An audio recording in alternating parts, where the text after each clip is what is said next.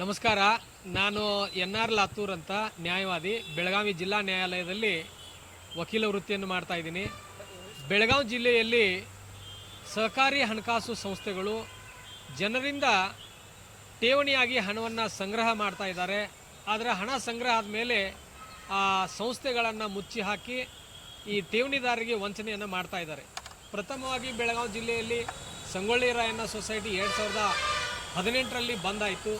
ಅದಾದ ನಂತರ ಬಸವೇಶ್ವರ ಸೊಸೈಟಿ ಚಿಕ್ಕೋಡಿ, ಅದು ಕೂಡ ನೂರಾರು ಕೋಟಿ ಹಣವನ್ನು ತಗೊಂಡು ಅವರು ಕೂಡ ವಂಚನೆ ಮಾಡಿದರು. ಗೋಕಾಕದಲ್ಲಿರ್ತಕ್ಕಂಥ ಜಗದ್ಗುರು ರೇಣುಕಾಚಾರ್ಯ ಸೊಸೈಟಿ ಅವರು ಹಣವನ್ನು ಸಂಗ್ರಹ ಮಾಡಿ ಅವರು ವಂಚನೆಯನ್ನು ಮಾಡಿದರು.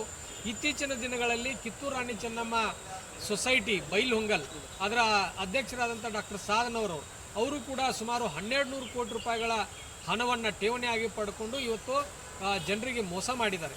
ಅದೇ ಥರ ಇವತ್ತು ರಿದ್ದಿ ಸಿದ್ದಿ ಸೊಸೈಟಿ, ಬೆಳಗಾವಿಯ ಪ್ರತಿಷ್ಠಿತ ವ್ಯಕ್ತಿ ಇವತ್ತು ಶ್ಯಾಮ್ ಜಾಧವ್ ಅನ್ನುವಂಥ ಒಬ್ಬ ಚೇರ್ಮನ್, ಅತ್ಯಂತ ಪ್ರಭಾವಿ ಚಿತ್ರರಂಗದ ನಾಯಕರನ್ನು ಕರ್ಕೊಂಡು ಬಂದು ಬೆಳಗಾವಿಯಲ್ಲಿ ಇವತ್ತು ರಿದ್ದಿ ಸಿದ್ದಿ ಹಣಕಾಸು ಸಂಸ್ಥೆಗಳ ಶಾಖೆಗಳನ್ನು ಪ್ರಾರಂಭ ಮಾಡಿದರು.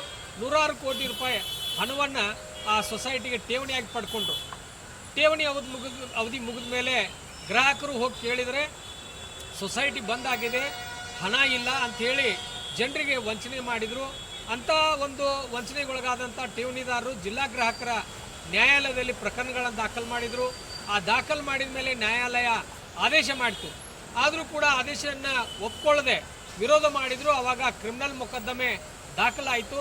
ಆ ಕ್ರಿಮಿನಲ್ ಮೊಕದ್ದಮೆಯಲ್ಲಿ ಈ ಶ್ಯಾಮ್ ಜಾಧವ್ ಅವರಿಗೆ 1 ವರ್ಷ ಜೈಲು ಶಿಕ್ಷೆ, 25,000 ರೂಪಾಯಿ ದಂಡವನ್ನು ಕೊಡಬೇಕು ಅನ್ನುವಂಥ ಆದೇಶ ಆಯಿತು. ಅದನ್ನು ಕೂಡ ವಿರೋಧ ಮಾಡಿ ಅವರು ರಾಜ್ಯ ಗ್ರಾಹಕರ ಆಯೋಗ ಬೆಂಗಳೂರಿನಲ್ಲಿರ್ತಕ್ಕಂಥ ನ್ಯಾಯಾಲಯದ ಮೊರೆಯನ್ನು ಕೂಡ ಅವರು ಹೋಗಿದ್ದರು. ಇವತ್ತು ಬೆಂಗಳೂರಿನಲ್ಲಿರ್ತಕ್ಕಂಥ ನ್ಯಾಯಾಲಯವು ಕೂಡ ಸಮಗ್ರವಾಗಿ ಪರಿಶೀಲನೆ ಮಾಡಿ ಬೆಳಗಾವಿ ಜಿಲ್ಲಾ ಗ್ರಾಹಕರ ನ್ಯಾಯಾಲಯ ಮಾಡಿದಂಥ ಆದೇಶ ಸರಿ ಇದೆ ಅನ್ನುವಂಥ ವಿಚಾರದೊಂದಿಗೆ ಆ ಮೇಲ್ಮನವಿಯನ್ನು ತಿರಸ್ಕಾರ ಮಾಡಿದರು. ಆ ತಿರಸ್ಕಾರ ಮಾಡಿದ ಮೇಲೆ ಇಲ್ಲಿ ಬೆಳಗಾವಿಯಲ್ಲಿರ್ತಕ್ಕಂಥ ಜಿಲ್ಲಾ ಗ್ರಾಹಕರ ನ್ಯಾಯಾಲಯ ಇವತ್ತು ಶ್ಯಾಮ್ ಜಾಧವ್ ಅವರನ್ನು ಜೈಲಿಗೆ ಇವತ್ತು ಹಾಕಿದೆ. 1 ವರ್ಷ ಕಾರಾಗೃಹ ಶಿಕ್ಷೆ ಮತ್ತು 25,000 ರೂಪಾಯಿಗಳ ದಂಡವನ್ನು ಕೊಡಬೇಕು ಅನ್ನುವಂಥ ಆದೇಶದೊಂದಿಗೆ ಅವರನ್ನು ಇವತ್ತು ಜೈಲಿಗೆ ರವಾನೆ ಮಾಡಲಾಗಿದೆ.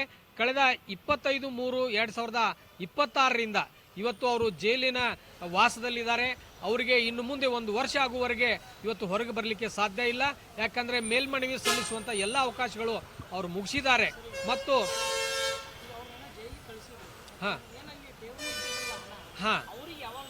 ಅವರಿಗೆ ಅವರ ಆಸ್ತಿ ಮೇಲಿಂದ ಈಗ ಒಬ್ಬ ವ್ಯಕ್ತಿ ಜೈಲಿಗೆ ಹೋಗಿ ಬಂದರೆ ಅದು ಹಣ ಮುಗಿಯೋದಿಲ್ಲ.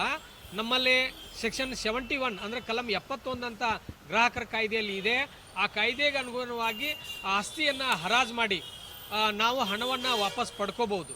ಇವತ್ತು ಶ್ಯಾಮ್ ಜಾಧವ್ ಅಂತ ಅನ್ನುವಂಥ ವ್ಯಕ್ತಿ ಬಹಳ ಪ್ರಭಾವಿ ಮತ್ತು ಪ್ರತಿಷ್ಠಿತ ವ್ಯಕ್ತಿ.